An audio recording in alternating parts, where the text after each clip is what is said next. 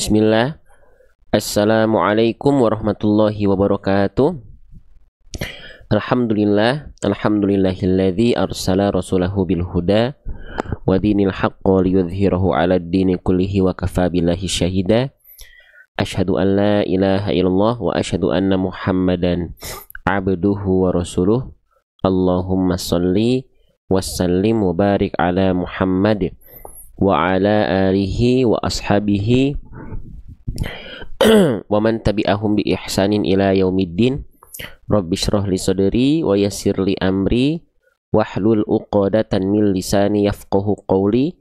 Raditu billahi rabba wa bil islami dina wa bi Muhammadin nabiyya wa rasula. Rabbi zidna ilman warzuqna fahman bi rahmatika ya arhamar rahimin. Allahumma faqihna fid din wa 'allimna at-ta'wil. Baik, selamat pagi teman-teman sahabat-sahabat bedah tajwid sekalian dimanapun teman-teman berada. Apa kabarnya? Semoga teman-teman semua selalu dalam keadaan sehat walafiat dan tentunya tidak kurang suatu hal apapun. Teman-teman, mohon maaf sebelumnya kita agak terlambat ya live-nya. Tadinya saya nggak akan live karena tenggorokan saya lagi kurang enak ya, gitu, lagi kurang fit. Makanya juga saya coba mengupayakan tetap live, tapi saya nggak akan bisa se-powerful biasanya ya. Jadi saya agak pelan saja suaranya ya. Semoga masih terdengar suara sayanya ya. Terdengar nggak kalau saya ngomongnya segini? Saya nggak bisa keras-keras dulu suaranya ya, gitu. Karena kalau terlalu full power seperti biasa takutnya agak kurang enak tenggorokannya teman-teman ya. Oke. Dan nanti juga mungkin di akhir kita belum ada talaki dulu teman-teman sekalian, tapi kita tetap belajar. Jadi nanti untuk proses talaki di akhir saya izin untuk untuk tidak dihadirkan dulu sesi talakinya juga gitu ya, mohon maaf ya. Oke, karena nanti siangnya saya harus berangkat teman-teman, ada ngisi juga, jadi harus menyesuaikan kondisi ya, untuk menyesuaikan kondisi karena nanti saya ada ngisi di daerah Banjaran, ada yang datang langsung dari Bogor, ada yang dari luar kota ya gitu. Jadi kalau saya nggak jadi ngisi kan kasihan yang sudah berangkat dari Bogor pagi ini tuh, ada yang baru berangkat. Baik, kalau begitu tanpa berlama-lama mari kita mulai saja ya. Minum madu, nanti kita punya madu juga ya insya Allah. Baik, kalau begitu mohon maaf kalau misalnya saya nggak bisa full power ya, saya suaranya pelan-pelan aja. Oke, kita mulai membaca ta'awudz dulu. Lalu kita sambung dengan langsung sambung ke Al-Quran surah Al-Qiyamah ayat ke-21. Terima kasih doa-doanya, semoga teman-teman juga selalu dalam keadaan sehat walafiat semuanya. Teman-teman sekalian, seperti biasa kita akan belajar ya, kita akan berinteraksi dengan Al-Quran ya, membacanya, menyempurnakan bacaannya ya, membaguskan ngaji kita agar bisa lebih sesuai dengan kaidah tajwid. Kalau begitu tanpa berlama-lama mari kita mulai. Amin, amin, semoga sehat selalu semuanya juga ya.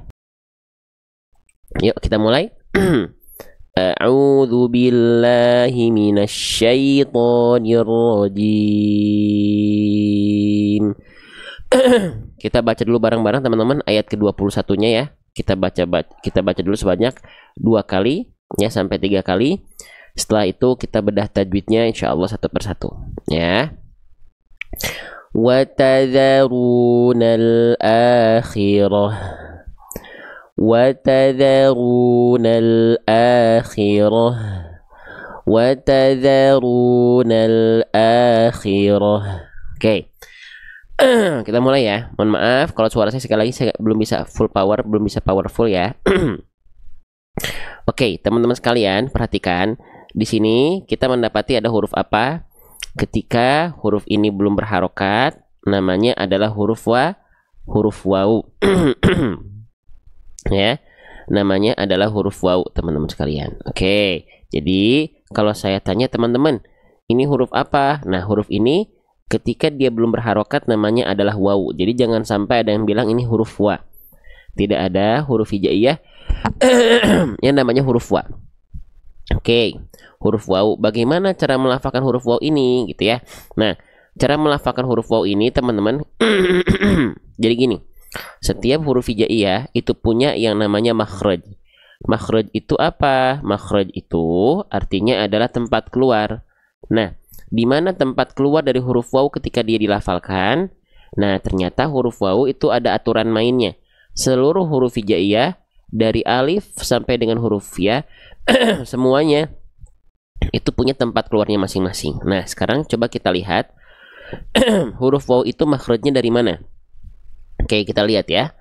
Makhraj itu tadi artinya adalah tempat keluar. Di mana tempat keluar dari huruf waw ketika dia dilafalkan? Huruf waw dilafalkan dari yang namanya adalah asyafatain. Asyafatain itu artinya adalah kedua bibir. Kedua bibirnya diapain bang ketika kita melafalkan huruf waw? Dilafalkan dengan posisi maju si mulutnya, si bibirnya. Sebagaimana kita mengucapkan huruf U. Jadi intinya ketika teman-teman melafalkan huruf waw, pastikan si mulutnya maju. Pastikan si mulutnya muncung. Nah, maka pastikan dia mulutnya seperti ini.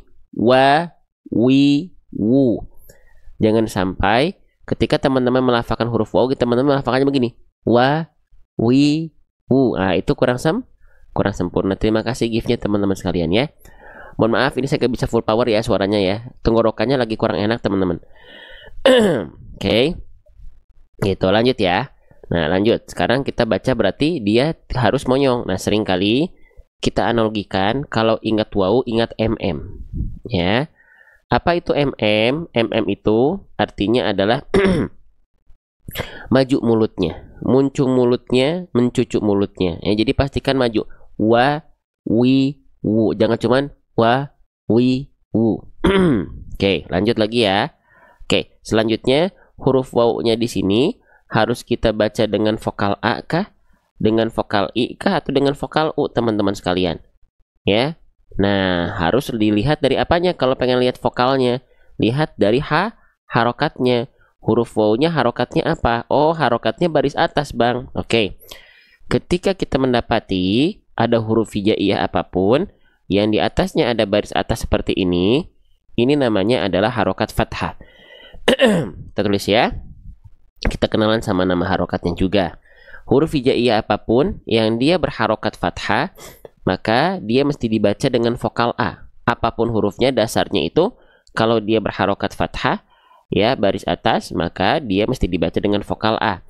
Maka huruf waw di sini nggak kita baca waw lagi karena waw itu nama asli. Maka waw-nya dibaca cukup dengan bunyi vokal A saja. Menjadi apa?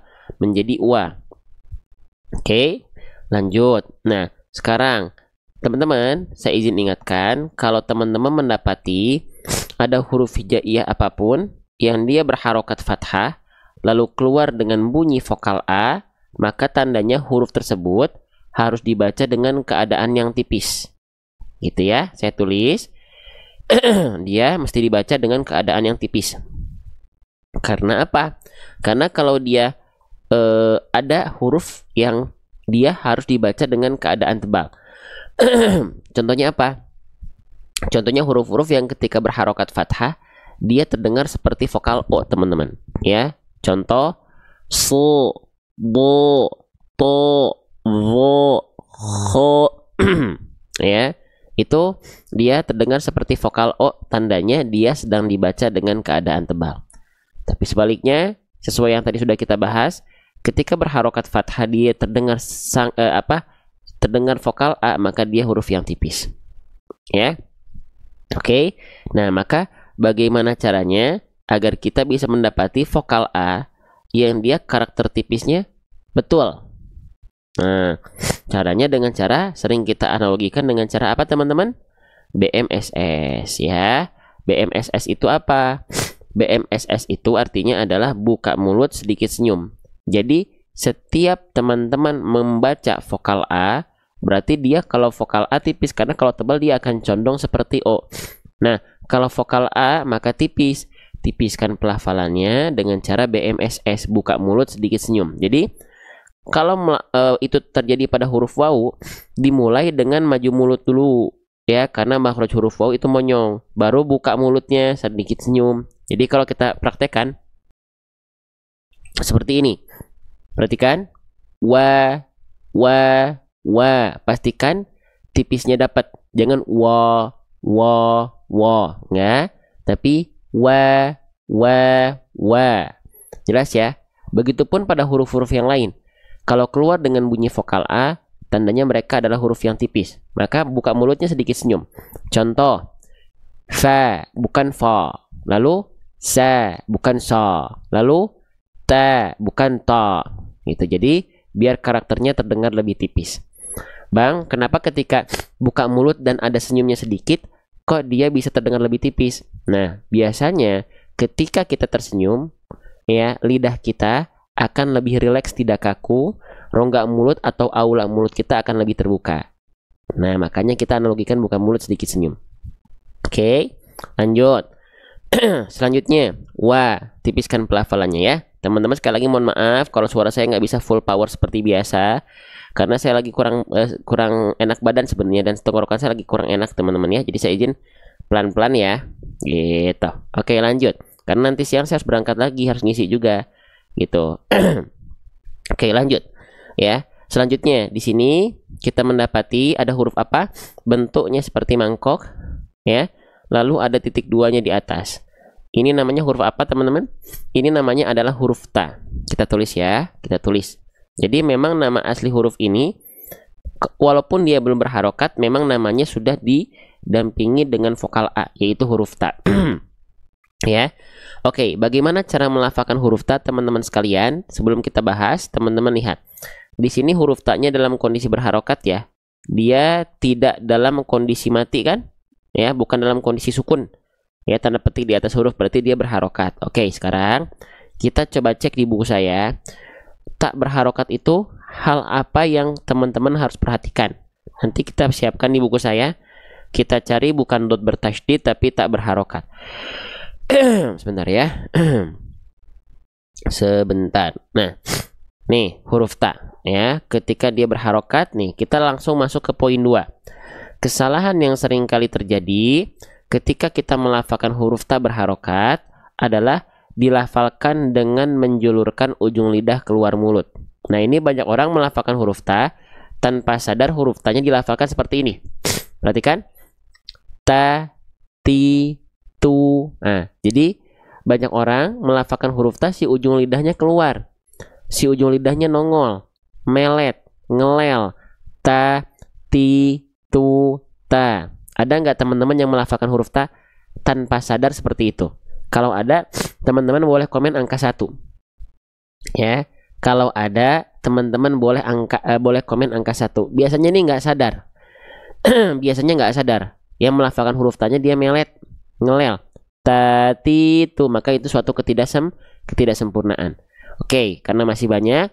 Lantas seperti apa sebenarnya huruf ta ini dilafalkan? Oke. Nah, maka kita pelajari dari buku saya juga, namanya buku Seru Hijaiyah. Ya, di mana tempat keluar huruf ta dalam istilah tajwid, tempat keluar itu disebut dengan makhraj. Makhraj itu apa? Makhraj itu tempat keluar. Di mana tempat keluar dari huruf ta? Huruf ta dilafalkan dalam istilah tajwid namanya adalah torful lisan. Torful lisan itu apa, Bang? Torof itu artinya adalah ujung, lisan itu artinya adalah lidah. Jadi ujung lidah. Ujung lidahnya diapain, Bang, untuk melafalkan huruf ta? Wato wadaluwata min huwa min walyasanaya. Ujung lidah kita sentuhkan ke pangkal gigi sari atas. Nah, kan kalau lihat cuman tekstual kan agak bingung ya. Nah, makanya kita persiapkan juga dengan gambar. Perhatikan. Jadi huruf ta itu, lihat titik berwarna hitam di sini. Ini adalah persentuhan antara ujung lidah yang disentuhkan ke pangkal gigi sari atas. Jadi pangkal gigi sari atas itu gusi-gusi tempat tumbuhnya gigi sari atas kita. Jadi ujung lidah kita nempelnya ke sini. Mulai terbayang nggak gimana? Jadi ujung lidah kita tuh nggak melet, nggak keluar. Ujung lidah kita masih berada di dalam area mulut kita, teman-teman sekalian. Ya. Nah, kalau kita pengen lebih jelas lagi, saya izin bantu. Saya izin jadi dokter bedah mulut dulu ya. Oke. Perhatikan. Nih, biar kita kenalan sama huruf ta tuh di mana sih organnya? Yang nempelnya di mana sih? Oke. Nih, huruf ta tadi dilafalkan dari mana? Dari ujung lidah yang disentuhkan ke pangkal gigi sari atas. Nah, ini yang disebut dengan ujung lidah atau torful lisan. Ujung lidahnya yang ini. Nempelnya kemana bang? Nempelnya ke pangkal gigi seri atas. Mana yang disebut dengan pangkal gigi seri atas? Nih, ini namanya adalah gigi seri atas. Nah, bagian pangkalnya mana? Bagian pangkalnya, ya terima kasih doanya ya. Bagian pangkalnya adalah ini, gusi-gusinya. Nah, jadi gusi-gusi tempat tumbuhnya gigi seri atas ini yang sering kita sebut dengan pangkal gigi seri atas. Jadi, ketika kita melafalkan huruf ta, ujung lidah kita nempel ke pangkal gigi seri atas ke sini. Ya, nggak perlu melet-melet. Oke, sehingga ketika kita cek di buku saya nanti ada video scan QR code video animasi seru hijaiyah. Ya, huruf ta itu akan dilafalkan seperti ini. Perhatikan baik-baik. Bentar, kita cek huruf ta ya. Perhatikan. Nah, nih, perhatikan. Inilah pergerakan huruf ta, teman-teman sekalian. Sebentar ya, ini saya kurang enak badan sebenarnya. Nih, perhatikan. 1, 2, 3. Nah, ulang lagi. Ulang lagi ya. 1, 2, 3. Nah, jadi si ujung lidah kita itu nempelnya ke sini. Ke gusi tempat tumbuhnya gigi seri atas kita. Ya, jelas ya. Coba lagi ya, kita cek ya. Nah, nempelnya ke situ. Sehingga kalau kita lafalkan, bunyi pelafalannya seperti ini. Kita coba lafalkan bareng-bareng ya. Ta, ti, tu, at, it, ut, atta, iti, ut, tu. Nah, jadi kurang lebih pergerakan huruf ta itu seperti itu. Ujung lidah kita sentuhkan ke pangkal gigi seri atas kita. Sudah mulai paham sampai sini teman-teman sekalian? Yang paham boleh komen angka 1. Maaf ya, saya nggak bisa full power dulu suaranya ya. Jelas sampai sini? Oke. Baik, kita lanjutkan kembali ya. Oke, bismillah. Oke, nah seperti itu huruf tadi dilafalkan. Sambil sebelum kita lafalkan huruf tanya lagi, saya ingin mengingatkan. Ketika tadi huruf ta, ujung lidahnya nempel ke pangkal gigi seri atas, teman-teman sekalian. Ketika nempel, lalu dilepas. Nah, ketika proses melepas, itu ada keluar percikan nafas. Nih ya, kita lihat lagi di buku saya. Jadi, huruf ta dan huruf-huruf hijaiyah itu punya yang namanya sifat-sifat. Nah, sifat huruf ta itu dilafalkan dari mana? Salah satu sifatnya adalah apa? Dari segi suara. Dari segi nafas, maaf. Dia punya sifat namanya adalah hams. Hams itu artinya adalah percikan nafas untuk huruf ta. Atau terpercik nafas. Nah, jadi ketika teman-teman melafalkan huruf ta tadi, ya pada makhrajnya, nah ketika dilepas, itu dia keluar percikan nafasnya. At, nah, ada at, nah, ada percikan nafasnya. Ta, ti, tu, at, ada percikan nafasnya. Jelas ya? Nah, tapi percikan nafas itu jangan sampai dilafalkan secara berlebihan. Ats, its, bahkan ada bunyi S-nya. Bunyi S itu bukan bunyi nafas. Bunyi S itu bunyi desis namanya, atau sofir dalam istilah tajwidnya. Huruf ta nggak punya sifat desis. Ta cukup dipercikan, nafasnya bukan berdesis. Ta, ti, tu, at, it, ut. Jelas? Paham ya?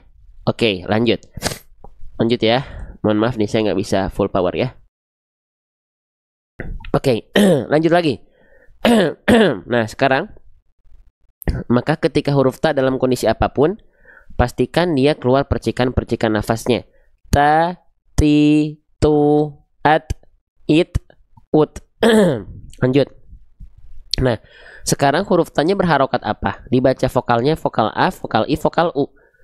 Harokatnya sama kayak huruf waw tadi, yaitu baris atas. Nah, kalau ada huruf hijaiyah yang berharokat baris atas, ingat dia dibaca dengan vokal A ya. Nah, maka huruf tanya tetap dibaca dengan vokal A gitu. Dia nggak berubah menjadi ti ataupun tu. Ya, ingat kalau ada baris atas, vokal A yang keluar, maka dia termasuk ke dalam huruf yang tipis atau tebal. Teman-teman sekalian, dia termasuk ke dalam huruf yang tipis ya. Kalau tebal, dia akan terdengar seperti vokal O. Kalau tebal. Contoh, So, bo, po. Nah, itu adalah contoh-contoh huruf yang tebal. Tapi di sini ya huruf ta itu dibaca dengan vokal a ya. Maka dia termasuk ke dalam huruf yang tipis. Oke? Nah, ingat kalau ada huruf yang bervokalkan a kan berarti tipis. Maka jangan lupa ditipiskan pelafalannya. Gimana caranya? Sering kali kita analogikan dengan cara BMSS. Buka mulutnya, sedikit senyum. Ya. Jadi gak cuma dibaca to, tapi kita baca ta. Dengan sedikit senyum itu, vokal A akan terdengar lebih tipis si karakternya. Paham? Terdengar lebih tipis si karakternya. Begitupun pada huruf-huruf yang lain. Ya, kalau dia keluar dengan bunyi vokal A, tipis berarti dia. Maka ingat A, ingat tipis, ingat BMSS. Paham ya? Jadi nggak kita baca O, tapi kita baca A. Nggak kita baca bo, tapi kita baca ba. Tipiskan pelafalannya. Paham ya? Jelas ya? Lanjut. Maka di sini wawunya tipis, wa. Di sini taknya tipis, ta. Maka gabung, wata. Nah, jangan ada yang tebal. Jangan ada yang vokal A-nya jadi tebal. Lanjut lagi ya. Mohon maaf teman-teman ya, ini suaranya aduh. Insyaallah. Lanjut. Nah, itu huruf ta. Kita lanjutkan kembali. Bismillah. Nah, ini namanya huruf apa teman-teman? Ketika dia belum berharokat, namanya adalah huruf dzal. Namanya adalah huruf dzal. Ya, oke. Nah, bagaimana cara melafalkan huruf dzal ini teman-teman sekalian? Nah, huruf dzal ini dilafalkan ya seperti apa? Ada setidaknya 3 kesalahan besar yang sering kali terjadi ketika kita melafalkan huruf dzal teman-teman sekalian. Apa itu? Nah, kita tulis di atasnya aja ya. Saya kasih tanda warna merah, tinta warna merah. Ya. Yang pertama tertukar menjadi huruf dal, ya. Yang kedua tertukar menjadi huruf zai. Yang ketiga tertukar menjadi huruf jim. Ya. Nah, contohnya begini. Ini salah besar semua nih. Teman-teman baca jadi huruf dal misalnya. Watadaru. Nah, itu kan kesalahan besar. Ya. Lalu yang kedua teman-teman baca menjadi huruf zai. Watazaru. Itu kesalahan besar juga karena mengubah huruf. Ya, dan dalam kondisi dan yang ketiga adalah dia dibaca menjadi huruf jim. Watajaru. Nah, 3 kesalahan tadi apabila huruf dal tertukar huruf yang sering kali terjadi dengan 3 huruf tadi, maka kalau kasusnya sudah menukar huruf antara huruf yang satu dengan huruf yang lainnya, maka itu termasuk ke dalam kesalahan yang besar. Kenapa? Karena tertukar huruf itu sama dengan merubah struktur kata. Kalau struktur kata berubah, maka makna ayat akan ikut berubah. Karena berubah si katanya. Ya, oke. Maka bagaimana agar huruf dzal kita ini dilafalkan sesuai dengan kaidah dan tidak berubah menjadi huruf-huruf yang lain, khususnya 3 huruf ini. Caranya gimana? Kenalan huruf dzal makhrajnya di mana? Kenalan tempat keluar huruf dzal di mana? Jangan asal kenal, asal tahu bentuk saja. Yuk, kita cek di buku saya, teman-teman sekalian. Ya. Oke, huruf dzal. Kita cari huruf dzal ya. Nah, misalnya huruf dzal nih, perhatikan. Ya. Di mana tempat keluar dari huruf dzal? Nih. Huruf dzal makhrajnya, tempat keluarnya dari ujung lidah menyentuh ke ujung gigi sari atas secara tipis-tipis. Ya. Tidak ditekan kuat-kuat. Aduh, maaf ya. Ini ada pertanyaan nih. Ustadz, gimana kalau lidah atau kondisi mulutnya tidak biasa seperti itu, tidak biasa seperti orang pada umumnya?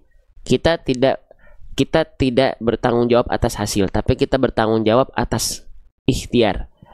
Kalau sudah ikhtiar, ternyata masih belum bisa dengan berbagai macam hal, ya, gitu. Ya nggak apa-apa, tapi latihan atau enggak? Latihan, ya udah, lepas tangan terhadap hasil. Hasil bukan tanggung jawab kita. Ikhtiar tanggung jawab kita di hadapan Allah. Kita berikhtiar, kita berproses, ya, kita berprogres, ya, teman-teman sekalian. Itu tanggung jawab kita di hadapan Allah. Gitu. Jadi hasil ya gimana Allah. Ya. Lanjut lagi ya teman-teman ya. Sip, kita lanjutkan kembali. Nah, gitu ya. Jadi huruf dzal itu sekali lagi kita ulang. Dia dilafalkan dari ujung lidah disentuhkan dengan ujung gigi sari atas, tapi nggak usah kuat-kuat, cukup secara tipis-tipis saja. Contohnya gimana Bang nih? Ini gambarnya. Lihat titik yang berwarna putih di sini, ujung lidah kita ya disentuhkan ke ujung gigi sari atas kita. Ya, jelas sampai sini? Dan ini nempelnya tipis-tipis aja, nggak perlu kuat-kuat. Bahkan digigit nggak. Huruf dzal tuh ujung lidah bukan digigit ya. Oke? Nah, jadi kalau kita contohkan seperti ini. Perhatikan. Za, zi, zu. Mulut lidahnya teman-teman patokannya bukan digigit ya. Atau harus melet bukan, tapi patokannya menyentuhkan ujung lidah kita ke ujung gigi sari atas kita. Za, zi, zu. Lagi. Za, zi, zu. Ya. Sekali lagi mohon maaf ya, kalau saya nggak bisa se-full power biasanya, karena saya lagi kurang enak badan sebenarnya teman-teman. Ya, tenggorokan lagi kurang enak, jadi saya nggak bisa keras-keras. Itu karena nanti siang saya harus berangkat lagi, ada ngisi lagi ya di offline. Oke, lanjut. Lagi, coba lagi ya. Za, zi, zu, al, ya.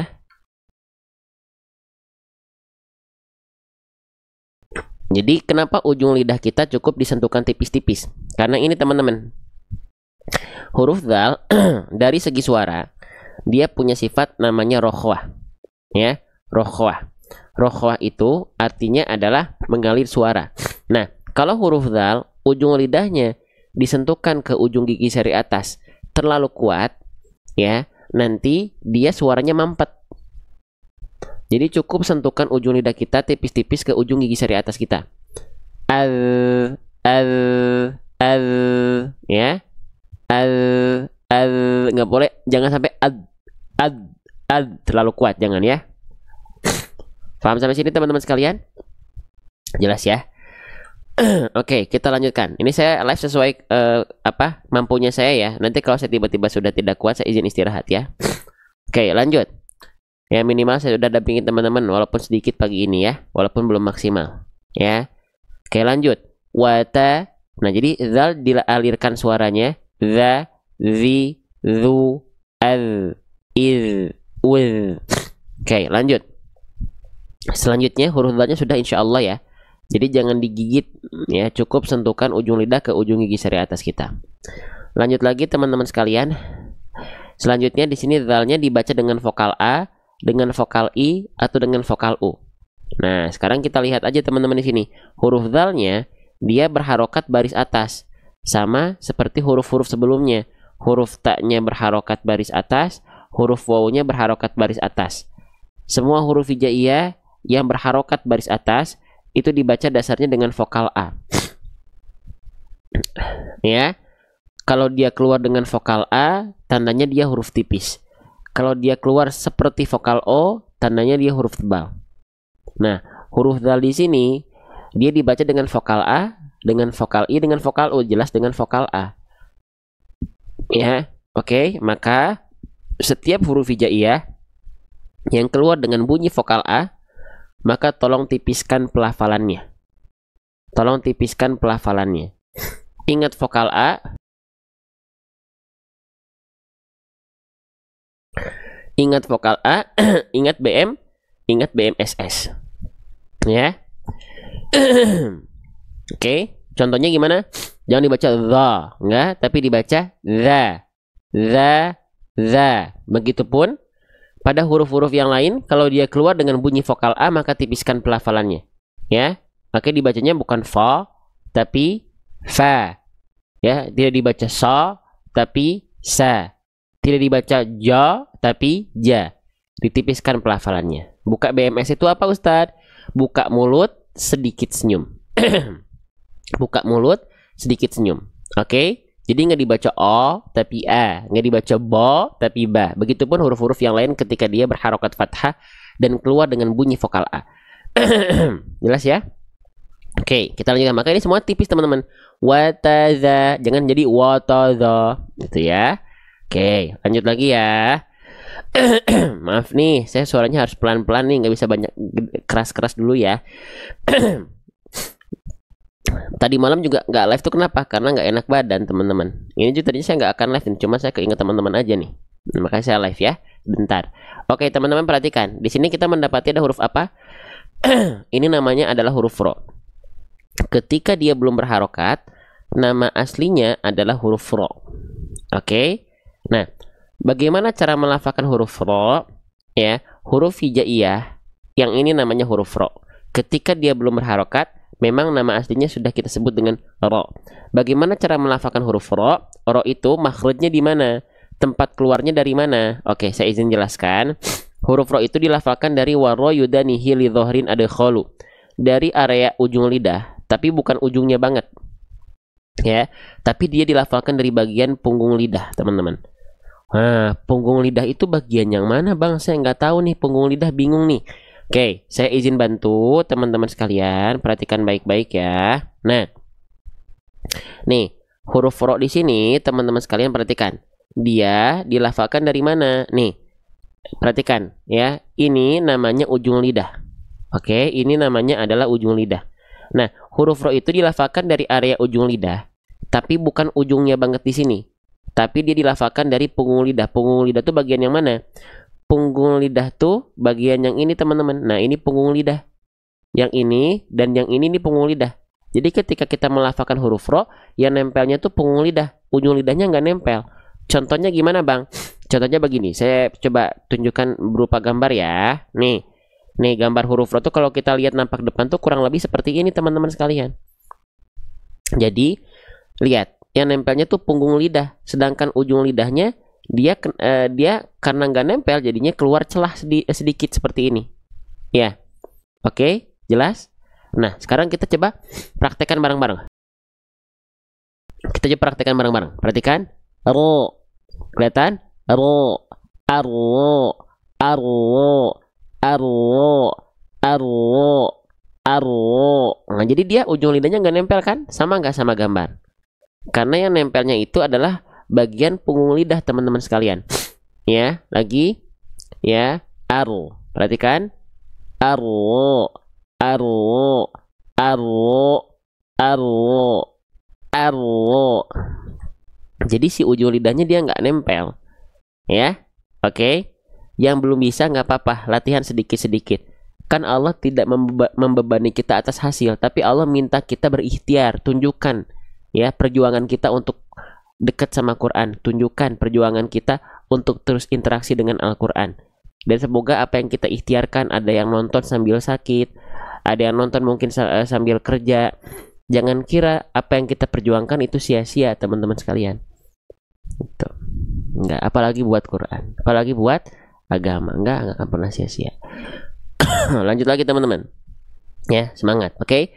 Nah, jadi dia nempel ke punggung lidah, dari punggung lidah ke langit-langit, ujung lidahnya dia nggak nempel. Bisa? Jelas ya? Oke.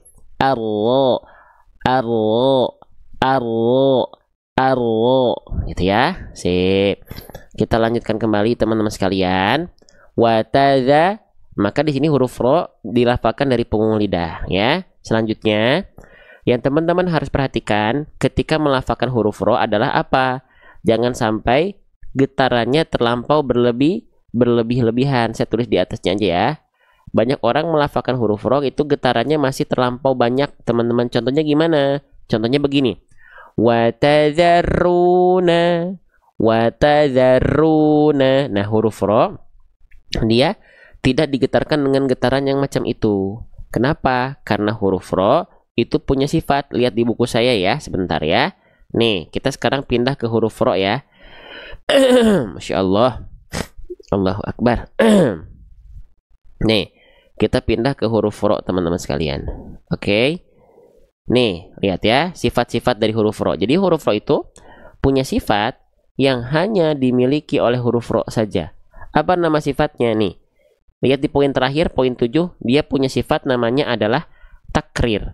Warro wabitakririn jo'il. Jadi huruf ro itu dia punya sifat bergetar si lidahnya tuh, tapi bukan dengan getaran yang berlebihan.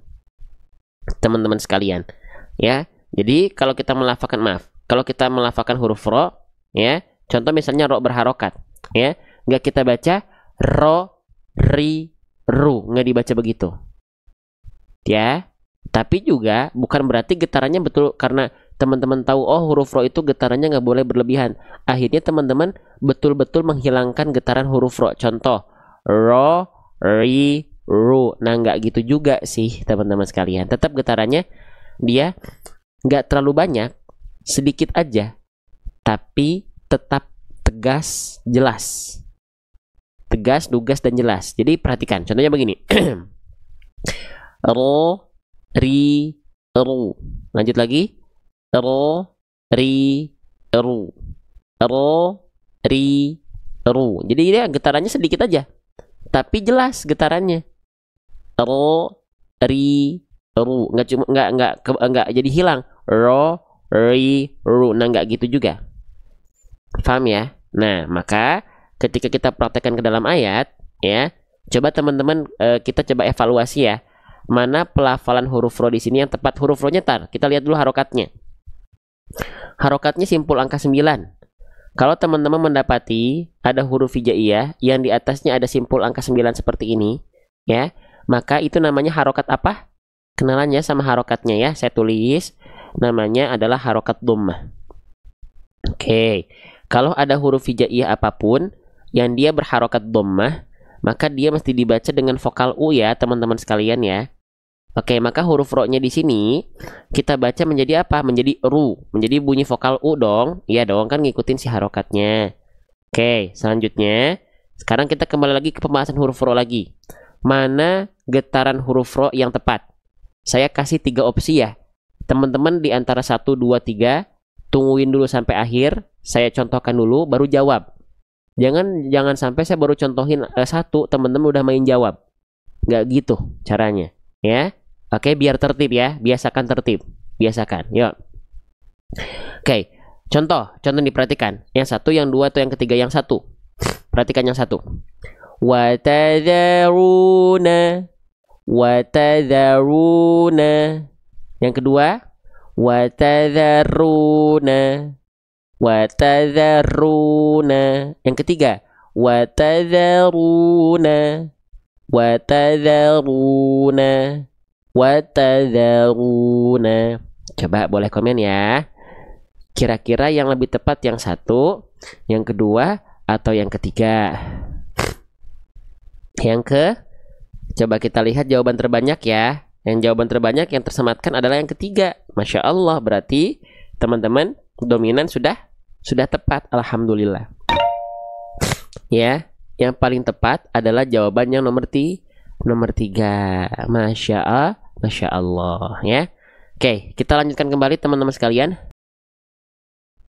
Sekali lagi mohon maaf ya, saya belum bisa dampingi teman-teman maksimal pagi ini. Suara saya lagi kurang fit, ya, kondisi badan kurang fit dan harus dijaga karena saya nanti harus berangkat siang nanti ada ngisi Jumatan ya, sama ngisi pematerian. Lanjut. Perhatikan.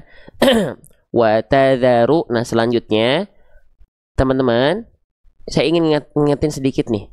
Kalau kita mendapati ada huruf hijaiyah apapun yang di sana ada simpul angka 9, kan tadi dia namanya harokat dhammah. Dia harus dibaca dengan vokal u kan ya. Saya ingin mengingatkan, kalau teman-teman pengen sempurna harokat dhammahnya alias vokal u-nya, jangan lupa teman-teman mm. Apa itu mm? Mm itu artinya adalah maju mulutnya, mencucuk mulutnya, muncung mulutnya, monyong mulutnya, ya. Oke. Nah, maka teman-teman sekalian, dia pastikan ketika melafalkan huruf ro monyong. Wa tadharu. Saya lupa ngingetin ya, ketika huruf ro berharokat dhammah, bervokalkan u, simpul angka 9 di atas huruf, ro-nya jangan cuma dibaca ru, tapi harus dibaca tebal, ru. Harus dibaca tebal, ru. Jangan cuman ru, tapi ru. Nah, bagaimana cara menebalkan huruf tebal itu agar dia bisa terdengar tebal? Caranya, aktifkan yang namanya sifat isti'ala. Isti'ala itu mengangkat bagian pangkal lidah. Oke, contohnya seperti ini. Kalau kita ibaratkan ini adalah ujung lidah, ini adalah tengah lidah. Nah, bagian lidah terdalam kita ini yang disebut dengan pangkal lidah. Pangkal lidah kita diangkat mengarah ke langit-langit.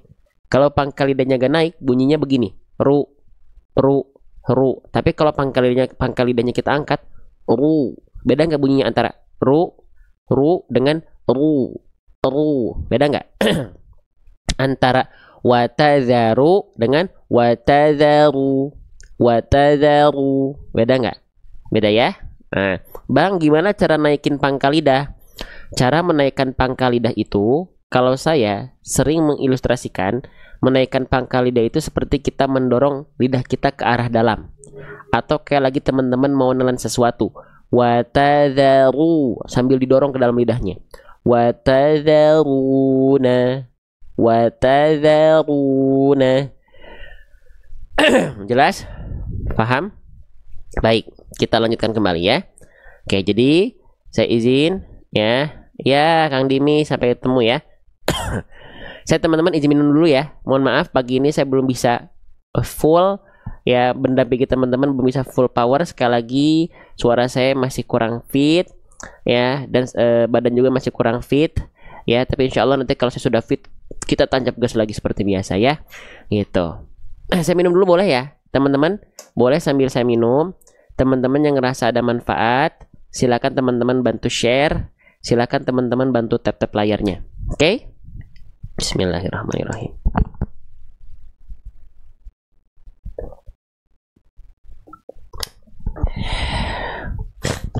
Malam juga saya tuh mau live teman-teman. Cuman nggak kuat banget tadi malam. Jadi istirahat. Kalau pagi ini saya kuat sedikit ya. Makanya live walaupun telat mulai live-nya. Dan mungkin nggak akan lama juga. Tapi minimal saya bisa mendampingi teman-teman pagi ini. Ya. Lanjut lagi. Watadharu, watadharu. Nah gitu ya. Oke, lanjutkan lagi teman-teman sekalian. Nah sekarang sudah ro berharokat domahnya sudah. Sekarang domahnya ini dia berjumpa dengan apa teman-teman? Dia berjumpa dengan huruf apa nih? Namanya waw sukun. Ya, ketika kita mendapati, perhatikan, ada huruf hijaiyah apapun yang dia berharokat dhammah, simpul angka 9, ketemu sama waw sukun yang notabene juga sama bentuknya kayak dhammah ya, simpul angka 9 juga.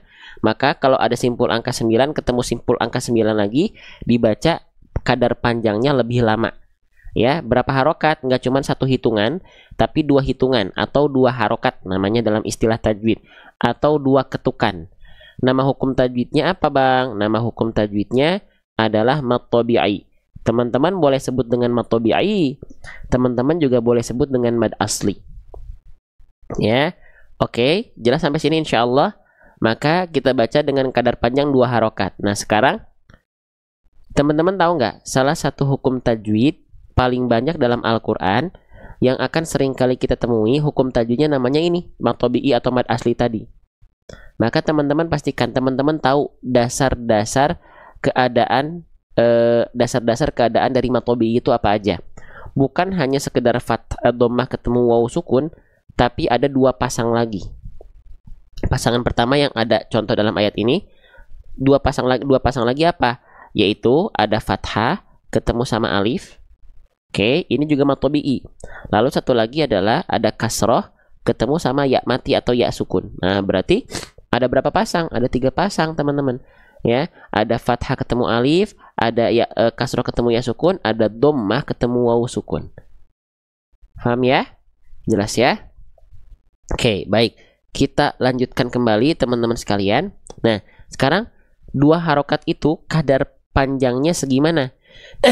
Buat teman-teman yang masih bingung nih, belum kebayang nih, dua harokatnya kadang-kadang masih suka kepanjangan, kadang-kadang masih suka kecepatan.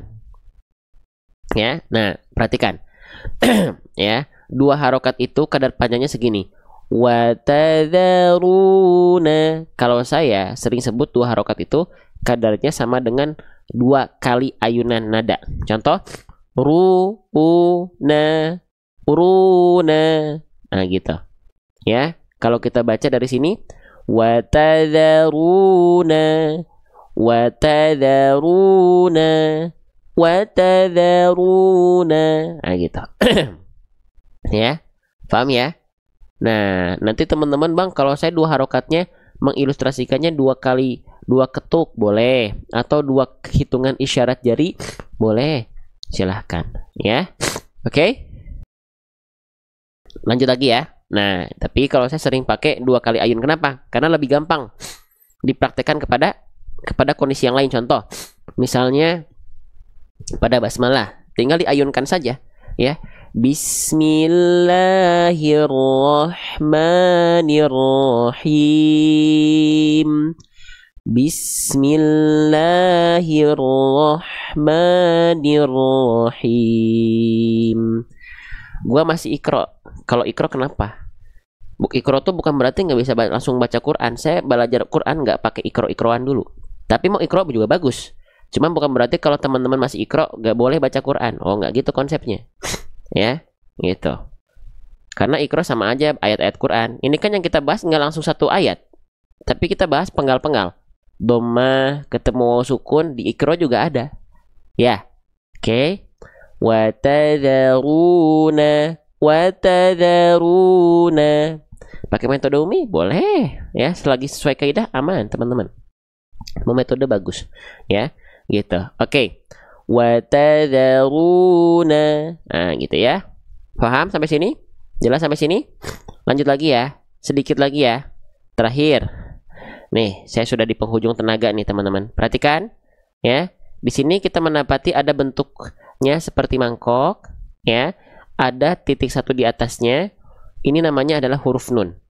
Ketika dia belum berharokat, jangan sebut ini huruf na. Kenapa? Karena tidak ada huruf hijaiyah yang namanya huruf na. Oke, ini namanya adalah huruf nun. Saya izin tulis di bawahnya ya. Oke, namanya nun. Jadi nggak ada huruf hijaiyah yang namanya huruf na. Oke, namanya nun. Nah, Bang, gimana makhraj atau tempat keluar huruf nun? Huruf nun ini huruf nun ini dilafalkan, teman-teman nggak perlu pusing dengan makhraj. Karena huruf nun ini makhrajnya sama seperti kita melafalkan huruf N. Ya, contoh nasi, nanas, antar, bintang, simpan, sama ya, nun, menari. Nah itu nun adalah N adalah nun. Jadi saya nggak perlu banyak bahas karena senatural itu. Cuman yang harus kita cek adalah nunnya di sini dibaca dengan vokal A, dengan vokal I, atau dengan vokal U. Ya sama konsepnya. Kalau pengen lihat vokalnya A, I, U, tinggal lihat harokatnya apa. Di sini harokatnya baris atas. Maka sama seperti huruf apa? Sama seperti tiga huruf awal tadi. Wawu, ta, dan dzal semuanya baris atas. Maka dibaca dengan vokal A. Wa tadza. Maka ini juga sama. Wa tadharuna. Yang ini nggak dibaca A karena simpul angka 9, namanya harokat dhammah. Tinggal gitu. Belajarnya pelan-pelan. Ya. Gitu, makanya tadi Bang saya baru ikro. Tenang teman-teman. Teman-teman yang baru ikro belajar di sini, kita belajarnya nggak langsung satu ayat dibaca, tapi dipenggal-penggal satu huruf seperti ini. Ya. Tujuannya biar apa? Bukan biar teman-teman paham, tapi teman-teman yang baru ikro, bahkan yang baru belajar baru belajar banget pertama kali bisa mengikuti. Bang, tapi bacanya jadi diputus-putus, dipenggal-penggal dong. Nggak apa-apa. Nggak apa-apa, belajar pelan-pelan. Ya. Oke. Maka huruf nun di sini dia berharokat baris atas alias fathah, maka dia dibaca dengan bunyi vokal apa? Nah, kalau ada huruf berharokat fathah tadi apa? Dibaca dengan bunyi vokal A. Oke. Kita ingatkan lagi, kalau ada huruf hijaiyah yang dia berharokat fathah keluar dengan bunyi vokal A, dia huruf tipis atau huruf tebal teman-teman sekalian? Huruf tipis atau termasuk ke dalam huruf yang tebal? Boleh komen ya. Tebal atau tipis? Tipis ya. Kenapa bukan tebal teman-teman? Kenapa huruf nun di sini nggak kita baca dengan tebal? Kalau dia huruf yang tebal, ketika dia berharokat fathah, dia akan terdengar vokalnya bukan A tapi O. Betul nggak? Kalau tebal. Contohnya so, bo, po. Kan ini nggak dibaca no, nggak dibaca kan? Tapi nggak dibaca no, tapi nah. Ya, maka karena kita udah tahu, oh vokal A itu dia maksudnya dibaca dengan kadar yang tipis. Iya, maka praktekkanlah vokal A-nya dibaca tipis. Ya, dibaca tipis gimana Bang? Nah, sering kali kita analogikan kalau ingat vokal A, ingat tipis, ingat BMSS. BMSS itu apa? Buka mulutnya sedikit senyum. Maka pada prakteknya teman-teman melafalkan jangan gini ya. Jangan no. No, tapi ada senyum sedikit. Biar lidah kita rileks, rongga mulut terbuka. Bukan no, tapi na. Bukan no, tapi na. Begitupun pada huruf yang lain, nggak dibaca fo, tapi fa. Nggak dibaca so, tapi sa. Tipis pelafalannya. Paham ya, insya Allah ya. Oke, lanjut. Watadharuna. Nah, jadi kerasa nggak tipisnya? Bedakan antara watadharuna dengan watadharuna. Jadi harus kontras, mana tebal mana tipis tuh harus kontras, bedanya mana. Jangan sampai tebal sama tipis tuh hampir sama bunyinya. Ya, gitu. Oke. Lanjut lagi. Satu lagi deh ya. Sampai ke huruf ini ya. Kita bahas sampai ke huruf ini boleh? Boleh? Biar saya bisa istirahat dulu abis ini ya. Oke ya. Oke, mohon maaf saya belum bisa mendampingi teman-teman seperti sedia kala ya. Nah, doakan saya semoga cepat pulih ya. Oke. Nah, dari huruf na ini langsung masuk ke huruf yang ini. Ya, nal. Nal langsung ke sini. Kenapa? Karena di sini ada yang sering kita sebut dengan tanda apa? Alif, lam, koma, komariah. Nih, bukan lam syamsiah bunda. Kalau syamsiah tandanya bukan tanda sukun. Oke, kita kenalan dulu sama alif lam komariah ya. Saya izin tulis dengan singkatan ALQ. ALQ itu apa? Alif lam komariah. Ya, alif lam komariah. Oke. Nah, alif lam komariah ada yang bilang idhar komari, ada yang bilang al-qomariyah gitu ya, ada yang bilang lam qomariyah, boleh ya. Alif lam qomariyah itu apa? Ketika teman-teman mendapati ada bentuk seperti alif dan lam yang saling bersandingan seperti ini, lalu di atas lamnya ditandai dengan tanda sukun atau tanda mati, maka namanya alif lam qomariyah. Cara bacanya diizharkan huruf lamnya, dijelaskan huruf lamnya. Makanya langsung masuk ke huruf lamnya. Watadharunal ya, gitu. Kenapa anaknya Bang di sini fathah ketemu alif nggak dibaca 2 harokat? Karena kita pakai bahasa simpel ya. Karena si alifnya ini yang kita anggap alif ini punyanya huruf lam. Maka nak jangan ngambil-ngambil nih huruf nak nih gitu. Ya. Watadharunal langsung masuk ke huruf lamnya. Paham sampai sini? Jelas ya insyaallah ya. Oke, kita lanjutkan kembali teman-teman. Nah, nanti satu lagi ada yang namanya alif lam syamsiah nih. Alif lam syamsiah contohnya yang ini teman-teman. Ada bentuk seperti alif dan lam yang mereka saling bersandingan ya. Lalu di tandanya bukan di atas alif sukun, tapi di setelahnya ada tanda tasydid. Nah, ini namanya adalah tanda tasydid. Nah, kalau tandanya tasydid di setelah lam ketika ada bentuk seperti alif dan lam bersandingan, namanya alif lam syamsiah atau sering disebut dengan idgham syamsi. Caranya bacanya sama, konsepnya sama, langsung dari bi ini masuk ke huruf yang ada tanda syamsiahnya. Maka dari bi ini langsung masuk ke s-nya. Bis gitu. Bisaqo. Bisaqo. Gitu ya. Paham ya insyaallah ya. Oke, baik. Berarti kita kembali lagi ke pembahasan kita, teman-teman sekalian. Nah, maka di sini kita baca langsung masuk ke al-nya. Watadharunal. Jelas sampai sini? Baik, kita lanjutkan lagi, teman-teman. Terakhir ya. Nih, saya sudah mulai di penghujung stamina nih ya. Bismillah. Teman-teman, ini namanya huruf apa? Ketika dia belum berharokat, namanya apa tadi teman-teman? Namanya adalah huruf lam. Ya. Jangan sampai ada yang bilang huruf la ya. Ini namanya huruf lam. Ya, bagaimana cara melafalkan huruf lam? Cara melafalkan huruf lam, apakah makhrajnya, tempat keluarnya sama dengan kita melafalkan huruf L pada abjad alfabet teman-teman sekalian? Jawabannya adalah belum tentu. Maksudnya belum tentu tuh gimana? Belum tentu sama, tapi juga belum tentu beda. Ya, maka untuk melafalkan huruf lam hijaiyah ini, pastikan acuan untuk belajarnya bukan diserupakan dengan L, tapi harus tahu kaidah makhrajnya. Nggak hafal istilah nggak apa-apa, tapi tahu kaidahnya. Paham ya? Paham? Oke, coba sekarang kita belajar dari buku saya, ya, namanya buku Metode Seru Hijaiyah. Jadi kita belajar dengan cara berkenalan dengan huruf-huruf hijaiyah satu persatu, dan nanti ada animasi seru hijaiyahnya. Kita akan bahas huruf apa tadi? Huruf lam ya. Perhatikan. Nih, kita kenalan. Makhraj itu artinya tempat keluar. Di mana tempat keluar huruf lam? Lam dilafalkan dari yang namanya hafat tulisan dalam istilah tajwidnya. Hafat tulisan itu artinya tepi lidah. Tepi lidah itu kalau bahasa lebih mudahnya adalah samping lidah atau sisi lidah. Ya, kita coba baca dulu secara tekstual. Nanti kita contohkan bagaimana dilafalkan. Oke? Baik, nih huruf lam itu keluar dari tepi lidah depan yang kiri dan tepi lidah depan kanan, yang menyusur sampai ke ujung lidah, disentuhkan ke langit-langit bagian depan.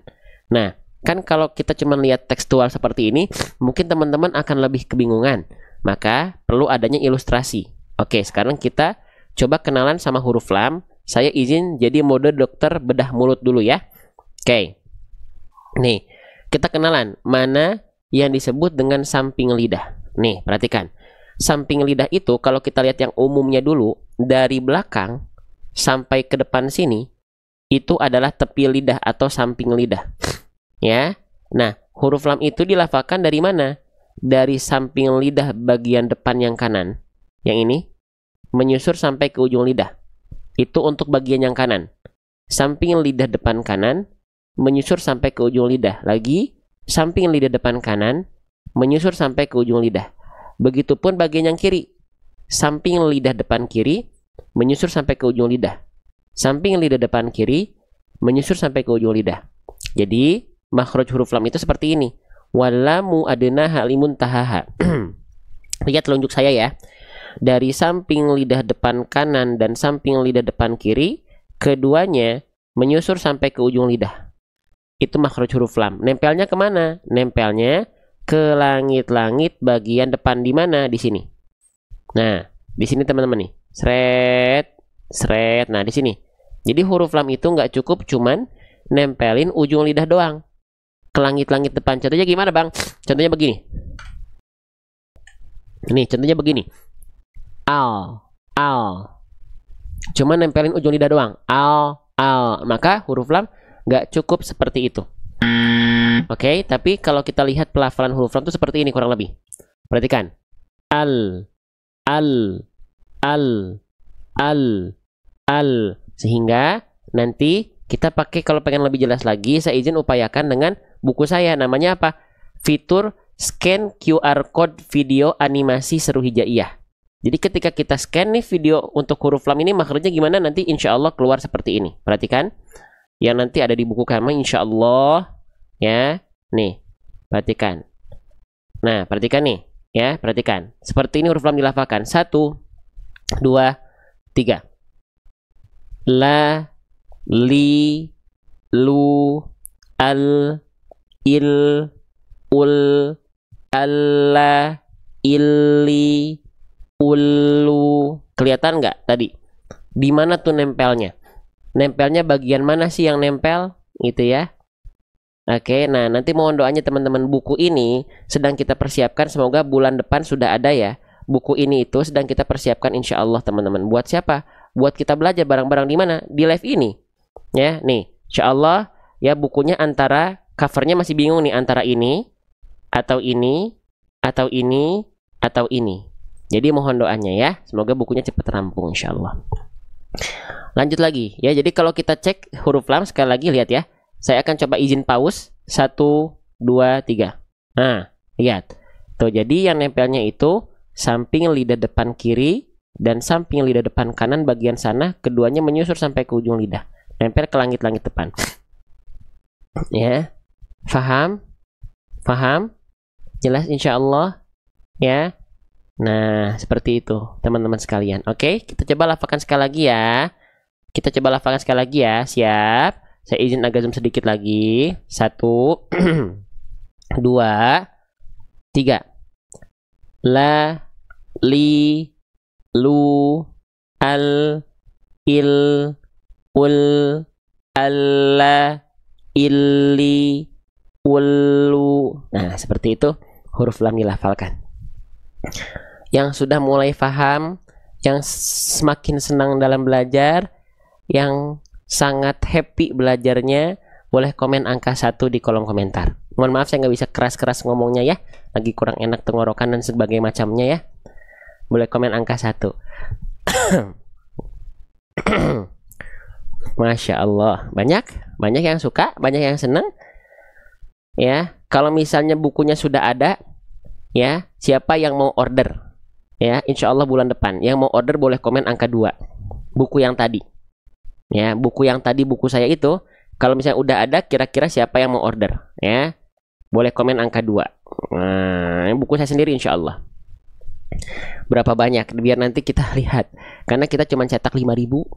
Ya, gitu. Karena modalnya baru ada segitu, teman-teman ya. Waduh, ya boleh komen angka 2 coba. Waduh, banyak juga ya, Masya Allah. Mohon doanya ya, semoga si bukunya cepat jadi, Allah ridhoi, Allah berkahi, sehingga nanti ketika live itu pegangan bukunya teman-teman pegang. Ya, bahkan nanti bukunya udah ada, langsung kita akan progres kelas intensifnya. Biar apa? Biar jangkanya jangka panjang belajarnya.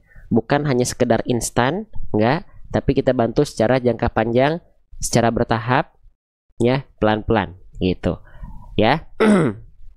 Baik, teman-teman, itu ya huruf lam ya. Nah, sekarang tinggal kita cek nih huruf lamnya di sini dibaca dengan vokal A kah, dibaca dengan vokal I kah, dibaca dengan vokal U. Nah, apakah dibaca la, li, atau lu? Kita lihat lamnya di atasnya ada tanda petik, teman-teman. Nah, tanda petik di atas huruf ini namanya adalah tanda sukun. Ya, dalam istilah tajwidnya namanya adalah tanda sukun atau tanda sakinah. Oke, tanda sakinah. Kalau di kita sering disebut dengan tanda mati ya. Betul nggak? Nah, terakhir. Maka teman-teman, nanti di buku saya yang tadi dijelaskan juga ketika kita melafalkan lam sukun, apa yang harus kita perhatikan. Nanti ada rangkumannya. Di mana? Di buku saya nih. Kan tadi makhrajnya udah nih kita jelaskan. Sekarang kita masuk ke halaman lam bersukun. Ada nih, ketika lam bersukun atau lam dalam kondisi mati, kesalahan apa aja sih yang sering kali terjadi? Nah, yang satu udah kita bahas tadi, apa? Dilafalkan betul-betul seperti huruf L pada abjad alfabet. Ini udah tadi ya. Ya, sekarang kita akan berpindah ke pembahasan yang kedua. Ya. Oke, seringkali dibaca dengan memantulkan suara. Ya atau tidak? Siapa yang melafalkan lam mati atau lam sukun suka mantul-mantul bunyi L-nya? Ya. Nah, ya. Jangan sampai suka mantul-mantul bunyi L-nya. Jadi lam sukun itu dia di huruf-huruf yang dalam kondisi sukun, dia nggak dibaca dengan vokal A, I, U. Tapi dia dibaca dengan bunyi konsonannya. Bunyi konsonan dari huruf lam adalah L. Ketika melafalkan L, jangan sampai mantul. Contohnya gimana? Nih contohnya. Misalnya, kita ambil di, contohnya mana ya? Ini aja deh, nggak apa-apa deh, ini aja deh. Quran surah At-Takwir ya, ayat ke-27. Jangan sampai kita baca begini teman-teman. Lil alamina. Lil alamina, lil alamina, lil a. Nah, jangan sampai dibaca dengan memantul seperti itu. Ya, kenapa? Karena lam itu nggak punya sifat qalqalah. Lam itu nggak punya sifat qalqalah. Nih kita cek aja sifat-sifat huruf lam. Ya, kita cek ada nggak huruf lam punya sifat qalqalah nggak? Kita baca dari atas. Ada jahar, ada tawasud, ada istifal, ada infitah, ada idlaq, ada inhiraf. Ada nggak sifat qalqalah? Nggak ada ya. Karena yang punya sifat qalqalah ketika dia dalam kondisi sukun itu cuman 5 huruf ya. Cuman 5 huruf apa aja? Ba, jim, dal, to, qaf. Atau sering kita singkat dengan susunan kalimat baju di toko. Iya enggak?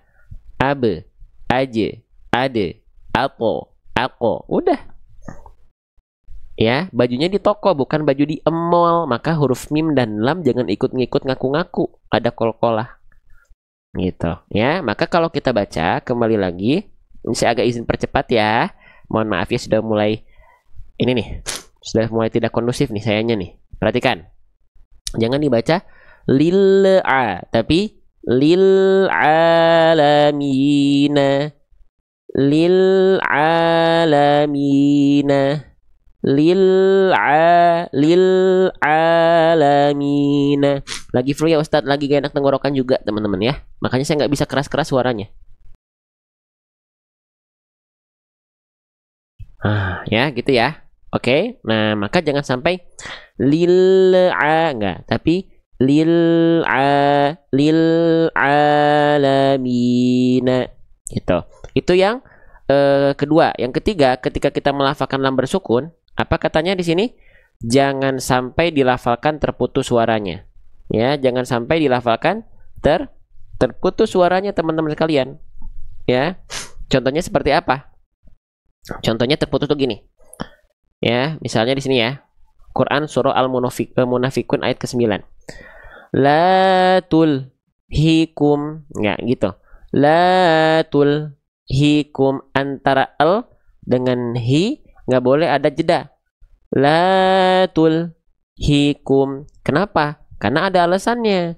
Pelajari alasannya. Lam nggak boleh terputus suaranya karena dari segi suara dia punya sifat yang namanya tawasud. Tawasud itu apa? Tawasud itu artinya pertengahan suara. Maksudnya pertengahan suara itu bagaimana? Pertengahan suara itu maksudnya adalah dia berada di tengah-tengah antara mengalir dan tidak mengalir, antara mengalir suara dan tertahan suara. Jadi tawasud itu tengah-tengah di antara keduanya. Ya, tengah-tengah di antara keduanya. Ya, jadi nggak terlalu mengalir, tapi juga nggak boleh terputus. Nggak betul-betul mengalir, tapi juga nggak boleh terputus, teman-teman sekalian. Ya, oke, paham? Harus tahu alasannya. Ya, harus tahu alasannya teman-teman sekalian. Ya, oke.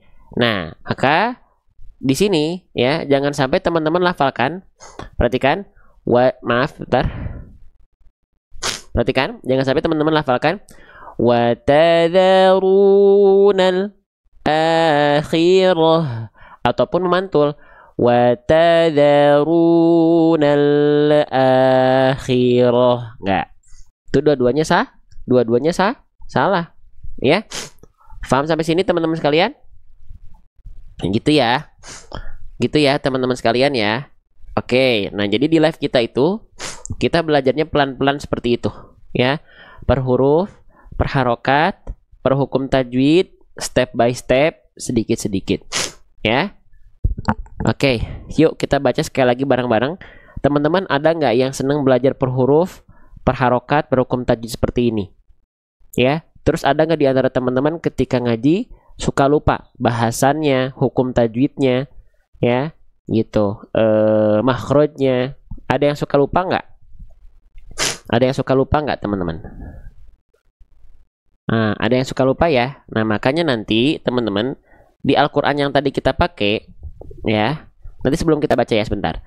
Di Al-Quran yang kita pakai itu nanti ada ada bedah tajwidnya di pojok kanan halamannya dengan berbagai macam kondisi lengkap dengan penjelasannya. Ada tajwid warna dan kode-kode tajwid ini dipakai untuk hataman. Jadi nggak lupa ketika hataman hukum tajwidnya apa. Yang lupa kaidah makhrajnya, sifatnya, kesalahan hurufnya ada di pojok kiri halaman. Ada pembahasan bedah hurufnya. Nah, ini fitur kami sendiri teman-teman. Kira-kira ada yang butuh nggak Al-Qur'annya?